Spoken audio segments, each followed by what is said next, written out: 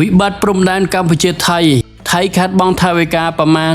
180 ปอนด์เหรียญบาทบักเกิดเจียประดอลลาร์ประมาณเชียง5 ปอนด์เหรียญดอลลาร์ขนมไปชนะขณะได้เวียดนามนังสิงหบุรีเฉาะดันดาวมยกตีบซากัมพูชีได้ไทยคัดคอมก่อสร้างเชียง30 ชนะกลองมาให้ไทยบัดบองตีบซาดอสำคัญมวยคือตีบซาประเทศกัมพูชีได้คลุ่นคัดคอมก่อสร้างระยะเปีย30 ชนะมาให้แล้วนี่กลายเฉลียนเปลี่ยนกัมพูชีคือถ้าตระบานผลิตภัณฑ์ขมายนั่งตุ้มนิ่งมาปีประเทศเวียดนามนังสหบุรีจับยกตีบซาระลิงคณะได้ผลิตภัณฑ์หนึ่งกรมหนไทยกับปงโรซีในกัมพูชีบัดโต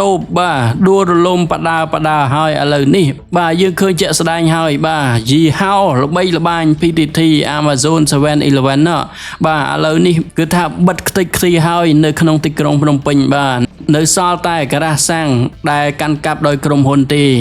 ให้หนึ่งกระสร้างขมายยังมาจำนวนได้ติงแฟรนไชส์เนาะได้อดเจชื่อจับปีกาเฉลียนเปลี่ยนตักใดน้องเองบนใต้กระสร้างเจ้าในติกรงพนมเปญนี่คือถ้าดูลมปดาให้บอกโอนจิตติคลีให้ตัวใบจีในบางแมนบนใต้ขมิ้นอาเตติจนตีตาอาชีวกรรมเจ้าอาจตรวมรูดอปีนาติดยังจำเบอร์แต่ออกนี่บอกโอน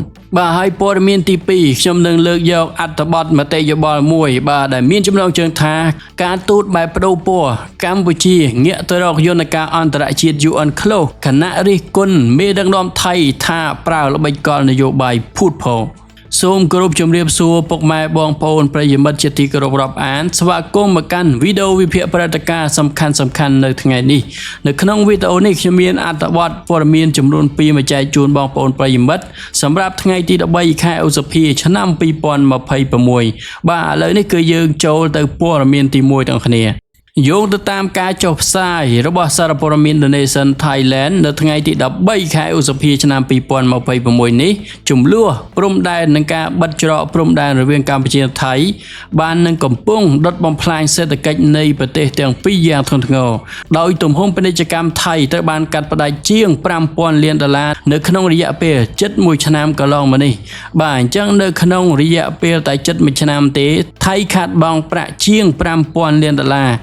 ដែលថៃធ្លាប់តែលក់ឲ្យកម្ពុជា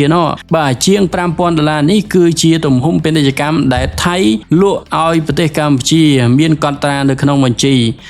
ប៉ុន្តែអាលួចលាក់កិច្ចពន្ធគឺច្រើនណាស់បងប្អូនប្រហែលជា $10,000 លានឯណោះក្នុងមួយឆ្នាំនឹងគឺជាចំនួនដែលថៃលក់ទំនិញឲ្យកម្ពុជាចំណែកឯកម្ពុជាយើងនាំទំនិញលក់ឲ្យថៃនេះគឺមិនដល់ $1,000 លានទេអញ្ចឹងសួរថាតើនរណាខាតជាងរឿងនេះខ្លឹមសារសំខាន់នៃរបាយការណ៍សេដ្ឋកិច្ចនេះរួមមានប្រហែល 30% នៃអាជីវកម្មតាមព្រំដែន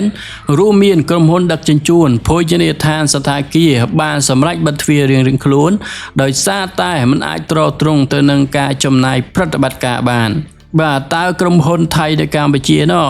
អាចទ្រាំរស់ទ្រាំទ្របានពេលណានៃការចំណាយប្រចាំខែនេះខ្ញុំគិតថាចំនួនកម្ពុជាថៃមិនចប់ងាយទេយ៉ាងតិចក៏3ឆ្នាំជាងដែរទុនវិនិយោគរបស់ថៃនៅកម្ពុជាដែលមានតម្លៃប្រមាណ $4 ទៅ $5,000 លាន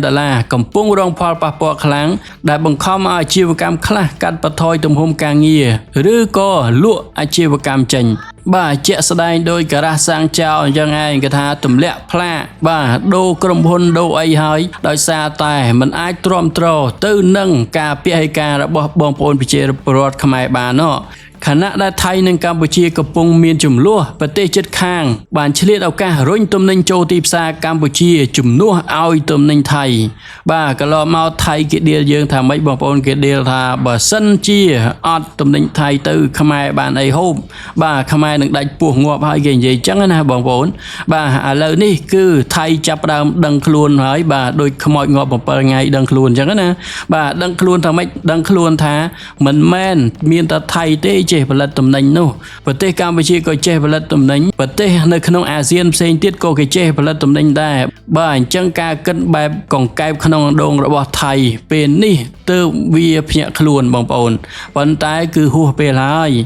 នៅក្នុងនោះប្រទេសសិង្ហបុរីបាននាំទំនិញចូលទីផ្សារកម្ពុជាកើនឡើងជាង 200% ឯណោះទំនិញពីប្រទេសវៀតណាមបានកើនឡើងជាង 20% ទំនិញពីប្រទេសម៉ាឡេស៊ីបានកើនឡើងចន្លោះពី 30 ទៅ 40%បាទហើយទំនិញរបស់កម្ពុជាយើងគឺថាផ្ទុះការគាំទ្រខ្លាំងមែនទែនតាំងពីចៅឈ្លានពានណោះ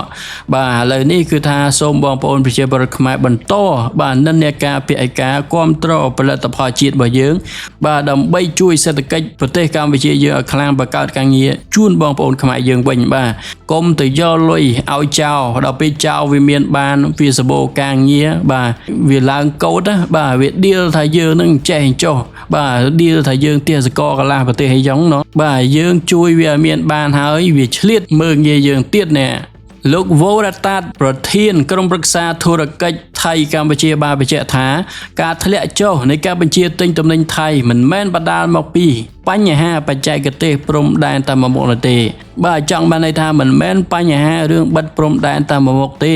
ប៉ុន្តែវាបណ្ដាលមកពីអារម្មណ៍ប្រឆាំងនឹងទំនិញថៃនៅក្នុងចំណោមប្រជាជនកម្ពុជាដែលកំពុងកើនឡើងយ៉ាងខ្លាំងបើមិនប្រឆាំងយ៉ាងម៉េចបើចៅថៃឈ្លានពានកម្ពុជាតាមព្រំដែនហើយចូលទៅទម្លាក់គ្រាប់បែកបាទទៅលើផ្ទះប្រជាពលរដ្ឋផ្លូវថ្នល់ហេដ្ឋារចនាសម្ព័ន្ធរបស់កម្ពុជានេះជម្រៅដល់ទៅ100 គីឡូម៉ែត្រពីព្រំដែនគឺមិនធម្មតាទេ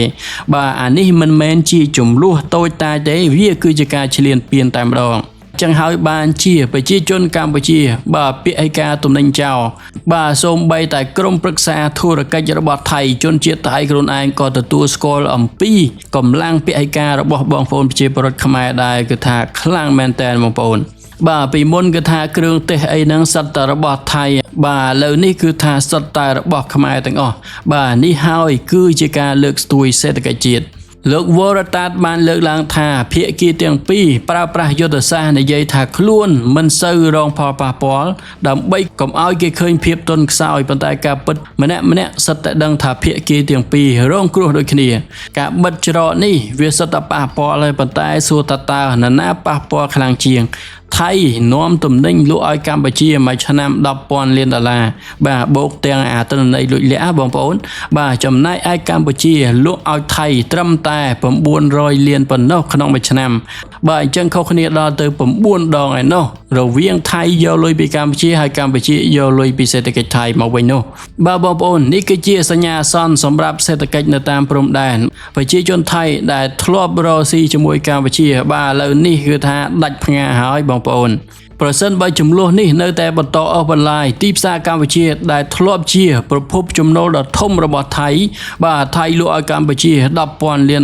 ឯណោះអាចនឹងត្រូវធ្លាក់នៅក្នុងកណ្ដាប់ដៃប្រទេសវៀតណាមនិងសិង្ហបុរីឥណ្ឌូនេស៊ីបាទនៅក្នុងនោះក៏មានផលិតផលខ្មែរផងដែរតើបងប្អូនយល់យ៉ាងណាដែរចំពោះស្ថានភាពនេះតើទំនិញថៃសមនឹងបាត់ពីទីផ្សារកម្ពុជាដែរឬទេបាទសូមបងប្អូនបញ្ចេញមតិយោបល់នៅខាងក្រោមហើយកុំភ្លេចចុច like និង share ដើម្បីតាមដានព័ត៌មានសេដ្ឋកិច្ចទាន់ហេតុការណ៍បន្តទៀតបាទហើយព័ត៌មានទី2ខ្ញុំសូមលើកយកអត្ថបទមតិយោបល់ដែលមានចំណងជើងថាការទូតបែបប្រូពណ៌កម្ពុជាងាកទៅរកយន្តការអន្តរជាតិ UN Close ខណៈរិះគន់មេដឹកនាំថៃថាបានប្រើល្បិចកលនយោបាយភូតផលយោងតាមអត្ថបទមតិយោបល់របស់លោកលងបញ្ញវុឌ្ឍដែលជាស្ថាបនិកក្រុមហ៊ុនមេធាវី Pan and Associates ដែលបានចុះផ្សាយនៅក្នុងសារព័ត៌មានភ្នំពេញប៉ុស្តិ៍កាលពីថ្ងៃទី12 ខែឧសភាឆ្នាំ 2026បានលើកឡើងនៅការវិភាគយ៉ាងចាស់ដៃទៅលើអេរយាប័តការទូតរបស់ភាគីថៃជុំវិញរឿងចំនួនដែនសមុទ្រដែលបានអូសបន្លាយជាច្រើនទសវត្សរ៍កន្លងមកខ្លឹមសារសំខាន់នៃអត្ថបទវិភាគនោះរួមមានអត្ថបទបានរិះគន់យ៉ាងធ្ងន់ធ្ងរទៅលើលោកអនុទានដែលជាមេដឹកនាំថៃចំពោះការផ្លាស់ប្ដូរជំហរភ្លាមបន្ទាប់ពីទីក្រុងបាងកកបានបដិសេធជាសាធារណៈនៅការព្រមព្រៀងលើយន្តការសម្រុះសម្រួលដោយបង្ខំ Compulsory Conciliation ក្រោមអនុសញ្ញា UN Closeបាទរដ្ឋាភិបាលថៃតាមរយៈលោកស៊ីហេសៈភូមិខេត្តកែវបាទការពីម្សិលមិញហ្នឹងគេបានបដិសេធថាថៃគេមិនទាន់យល់ព្រមលើយន្តការសម្រុះសម្រួលដោយបង្ខំនោះទេបាទប៉ុន្តែយន្តការសម្រុះសម្រួលជាកំហិតនេះគឺទោះបីជាថៃចង់មិនចង់ថៃត្រូវតែចូលរួមតែម្ដងបាទនេះគឺជាគោលការណ៍ក្រោមអនុសញ្ញា UN Close អ្នកនិពន្ធបានហៅយុទ្ធសាស្ត្រនេះថាជាយុទ្ធសាស្ត្រការទូតបែបបដូរពណ៌ដែលប្រើប្រាស់វោហារសាស្ត្រផ្អែមល្ហែមនៅចំពោះមុខប៉ុន្តែបត់បែននៅនាទីចុងក្រោយដើម្បីបំរើរបៀបវរៈនយោបាយក្នុងស្រុករបស់ខ្លួនបាទបងប្អូននៃចាំទេកន្លងមកគឺថាការទូតរបស់ថៃបាទនៅមុខអន្តរជាតិគេនិយាយថាគេនឹងត្រឹមត្រូវគេប្រកាន់ច្បាប់អន្តរជាតិប្រទេសគេនឹងគឺជាប្រទេសល្អតែម្ដងមិនរំលោភបំពានប្រទេសណាទេបាទអានឹងការនិយាយបែបការទូតរបស់គេនៅមុខឆាកអន្តរជាតិទេបងប្អូនបាទប៉ុន្តែបងប្អូនកលេចទៅមើលសកម្មភាពរបស់វាវិញបាទសន្ធិសញ្ញាអនុសញ្ញាបាទផែនទីបារាំងសៀមណោះមានហើយបាទប៉ុន្តែវាអត់គ្រប់ទេវាទៅប្រើផែនទីចោលដើម្បីឈ្លានពានទឹកដីកម្ពុជាណោះបាទរំលោភលើច្បាប់អន្តរជាតិអត់គោរពច្បាប់អន្តរជាតិទេបាទនេះគឺជាយុទ្ធសាស្ត្រការទូតបែបមុខពីរបែបបដូរពណ៌នឹងឯងការដែលអ្នកនាំពាក្យរដ្ឋាភិបាលថៃអះអាងថាជំនួបកម្រិតខ្ពស់នៅសេប៊ូនៅទីក្រុងសេប៊ូគ្រាន់តែជាការជជែកគ្នាលេងក្រៅផ្លូវការត្រូវបានអ្នកនិពន្ធចាត់ទុកថាជាការទម្លាក់តម្លៃការទូតរបស់ខ្លួនឯងឲ្យคล้ายជារឿងកំ pl ែងអត្ថបទនេះក៏បានលើកឡើងជាសំណួរឌឺដងថាតើនៅថ្ងៃខាងមុខអ៊ីស្រាអែលជនបរទេសគួរនិយាយជាមួយលោកអនុទានក្នុងនាមជាតួថ្លុកឬក្នុងនាមជាតំណាងអំណាចនាយករដ្ឋមន្ត្រីថៃពិតប្រាកដទោះបីជាថៃព្យាយាមបដិសេធឬអូសបន្លាយពេលក៏ដោយក៏មិនអាចបង្អាក់ដំណើរការ UN Close បានឡើយយន្តការសម្រុះសម្រួលជាកំហិត Compulsory Conciliation ត្រូវបានរចនាឡើងដើម្បីឲ្យភាគីរដ្ឋណាមួយបាទជាពិសេសដោយកម្ពុជាអញ្ចឹងអាចចាប់ផ្ដើមដោយឯកតោភាគីទោះបីជាភាគីម្ខាងទៀតគឺថៃជំទាស់ក៏ដោយថៃត្រូវបានគេមើលឃើញថាព្យាយាមធ្វើឲ្យទឹកល្អដើម្បីបង្ខំឲ្យកម្ពុជាត្រឡប់ចូលមកចរចាទ្វេភាគីដែលជាកន្លែងដែលថៃតែងតែប្រើឥទ្ធិពលមិនស្មើភាពរបស់ខ្លួនបាទថៃនេះកលិចកលុចណាស់បងប្អូនបាទលុបចោល MOU បាទ2001ដែលជាការចរចាទ្វេភាគីនោះបាទថាមកប្រើ UN Close ឥឡូវនេះកម្ពុជាសម្រេចប្រើ UN Close បាទថៃហាក់ដូចជាងាករេចង់ចរចាទ្វេភាគីណាទៀតហើយបាទនៅក្នុងនោះដែរសម្ដេចតេជោហ៊ុនសែនបាទបញ្ជាក់ហើយបាទមិនមានការចរចាទ្វេភាគីជាមួយថៃឡើយបាទកម្ពុជាប្រើប្រាស់ UN Close គឺជាយន្តការដោះស្រាយចំនួនសមុទ្រត្រួតស៊ីគ្នាតែម្ដង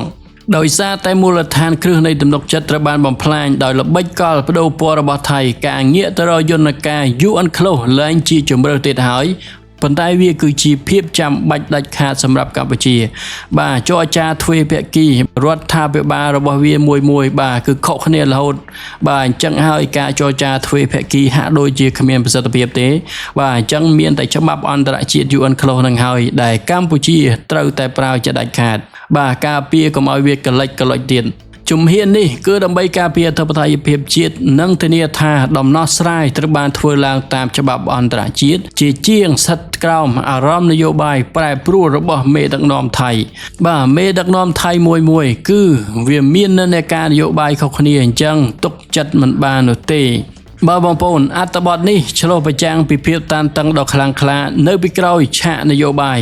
នៅពេលដែលការចរចាបែបបងប្អូនលែងមានភាពស្មោះត្រង់យន្តការច្បាប់អន្តរជាតិគឺជាខ្នងបង្អែកតែមួយគត់តើបងប្អូនយល់យ៉ាងណាដែរចំពោះការប្រើពាក្យការទូតបែបបដូរពណ៌ទៅលើមេដឹកនាំថៃនាពេលនេះសូមបងប្អូនបញ្ចេញមតិយោបល់នៅខាងក្រោមនិងកុំភ្លេចចុច like និង share ដើម្បីតាមដានការវិភាគស៊ីជម្រៅជុំវិញបញ្ហាដែនសមុទ្រត្រួតស៊ីគ្នា OCA នេះខ្ញុំបាទសូមអរគុណនិងសូមជម្រាបលា